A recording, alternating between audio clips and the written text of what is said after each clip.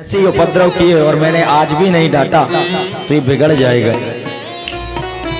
और इसलिए महाराज छड़ी लेकर के दौड़ती हैं, कन्हैया भागते हैं, पकड़ नहीं आते हैं। देख कन्हैया पकड़ में आ जा, नहीं तो बहुत मारूंगी।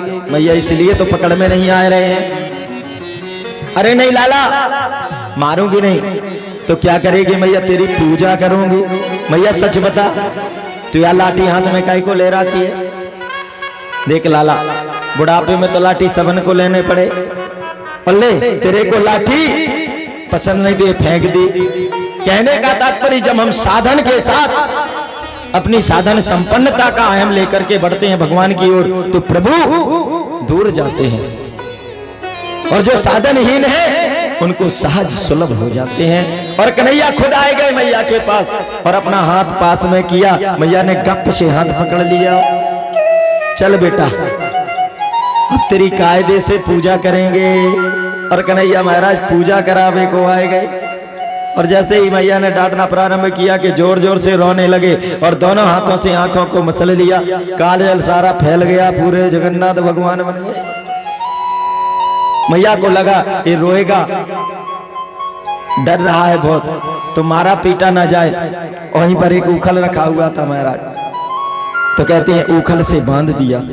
लेकिन उखल में जैसे ही बांधती हैं कि तदपि दो अंगुलम न्यूनम यद्यदादत्त बंधनम, 2 अंगुल रस्सी कम पड़ रही है। हर बार 2 अंगुल रस्सी कम पड़ जाती है। ये 2 अंगुल कौन से हैं? एक तो भक्त की भक्ति और दूसरी भगवान की कृपा।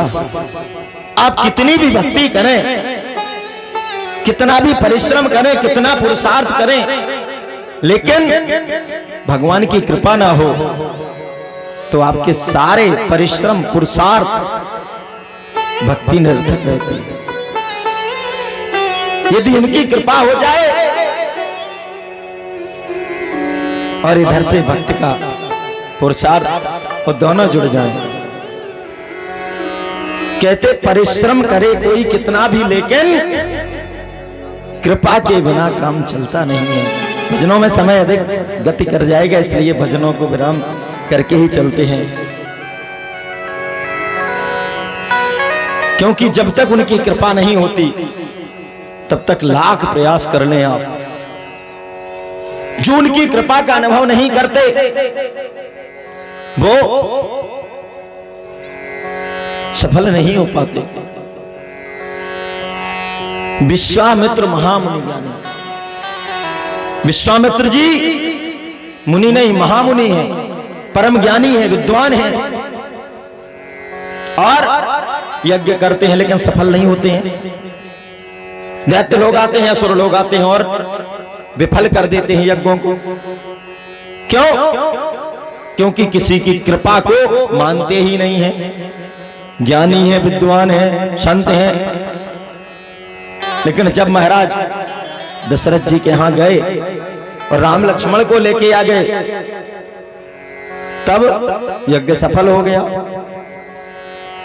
इसलिए उसकी कृपा पाना तो बहुत आवश्यक है। और इस प्रकार से प्रभु कृपा करते हैं और बंध जाते हैं। उखल बंधन होता है।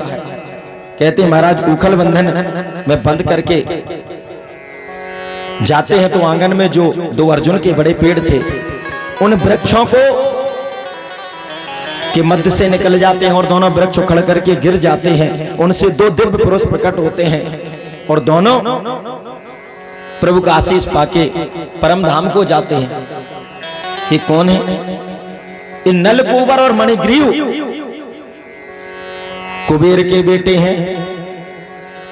और महाराज इन्होंने सरोवर में स्नान कर रहे थे, उधर से परम संत जैसे ही गुजरे कि महाराज दोनों नग्नावस्था में खड़े होकर के पंडित जी दंडौत खड़े हो गए।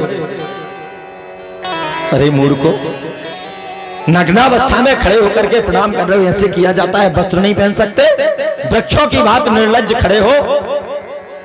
और महात्मा ने श्राप दिया, जाओ ऐसे ही वृक्षों की भांति खड़े रहना, कभी वस्त्र पहनने की जरूरत नहीं। अरे महाराज माफ कर दो, तो जैसे ही चरण पकड़े तो कहा जाओ नंद बाबा के आंगन के वृक्ष बनोगे, कन्हैया प्यारे तुम्हारा कल्याण कर देंगे। अहम है क्योंकि वित्त मंत्री के बेटे थे ना, कुबेर के बेटे हैं। और जब धनाधिकता होती है, धन की अधिकता हो, अधिक धन हो, तो धन का मद बड़ा कठिन होता।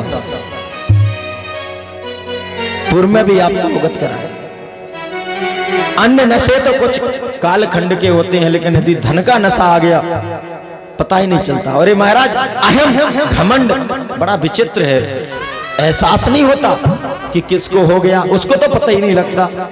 कैसे?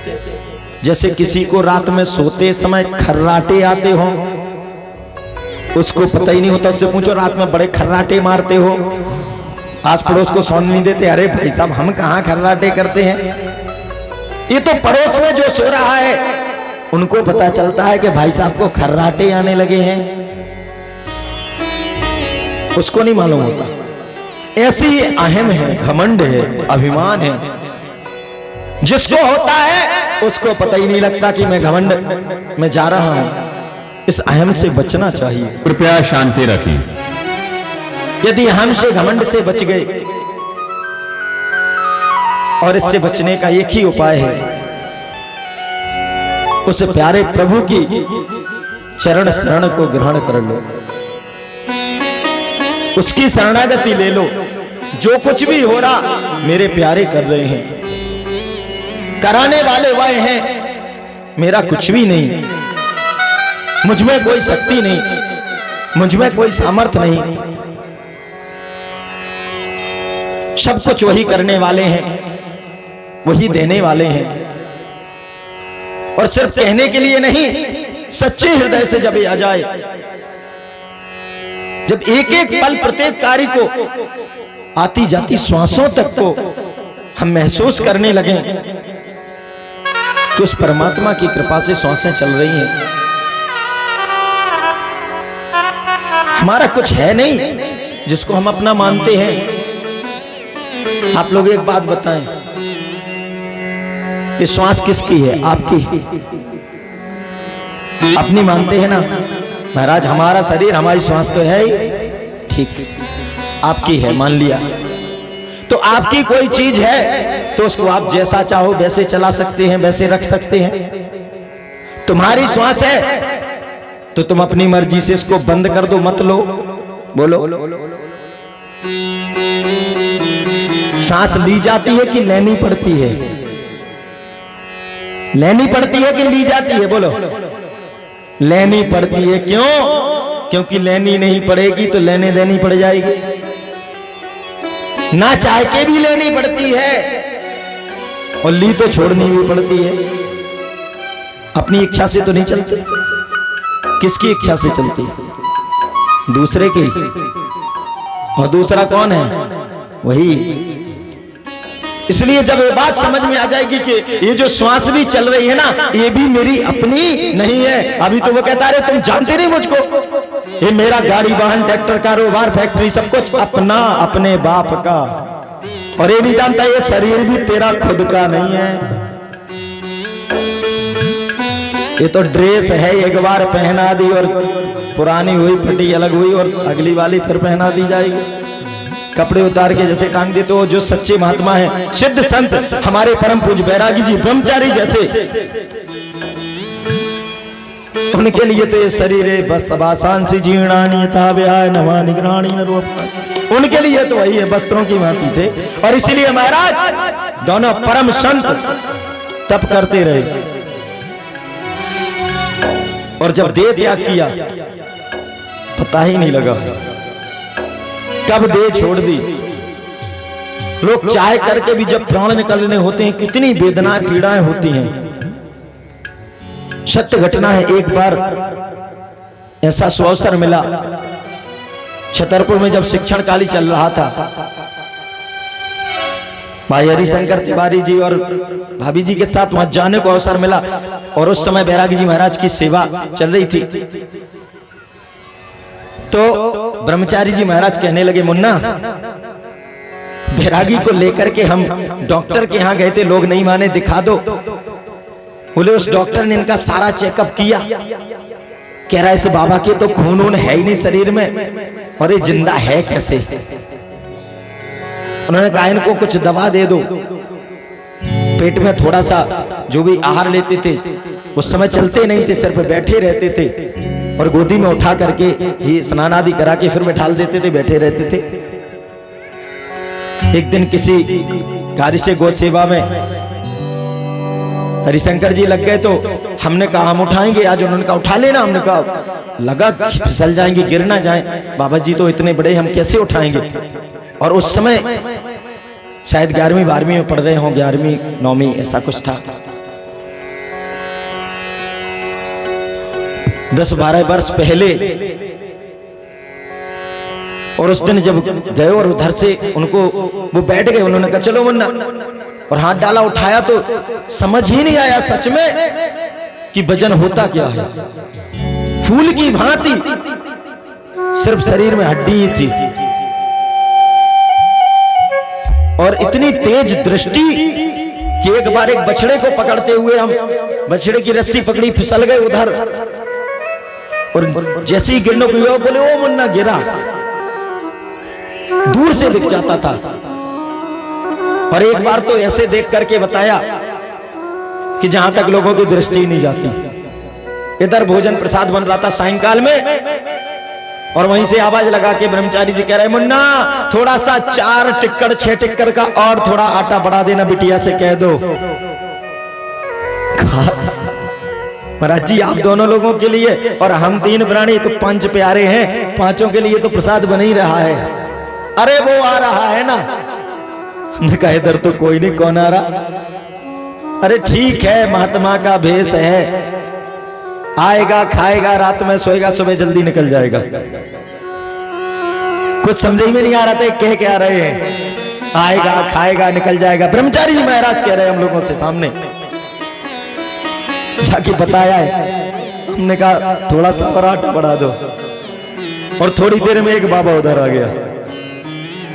वो गेट से शायद उसने 1 किलोमीटर जंगल में अंदर आना, 1.5 किलोमीटर झिरिया के उस गेट से प्रवेश किया होगा शायद, और यहाँ वो कह रहे हैं वो आएगा खाएगा चला जाएगा। और प्रसाद पाया, और सच में सुबह हम लोग 4-5 बजे सो के ही नहीं उठे, पता नहीं वो बाबा जी कब चले गए, आए खाए चले गए। ऐसी दिव्य अलौकिक मूर्तियां थी, और इसीलिए उनकी अनंत कृपा है। और उनका ये प्राण प्रतिष्ठा महोत्सव इंद्र भगवान की पुष्प वर्षा से संपन्न हो रहा है। शुभ आयोजन है, और इस आयोजन में जितनी प्रभु की कृपा हो सकती है वो अनंत कृपा प्राप्त हो रही है। और इसलिए बार बार निवेदन करते प्रत्येक व्यक्ति सहभागी हो। क्यों? क्योंकि जो संत हैं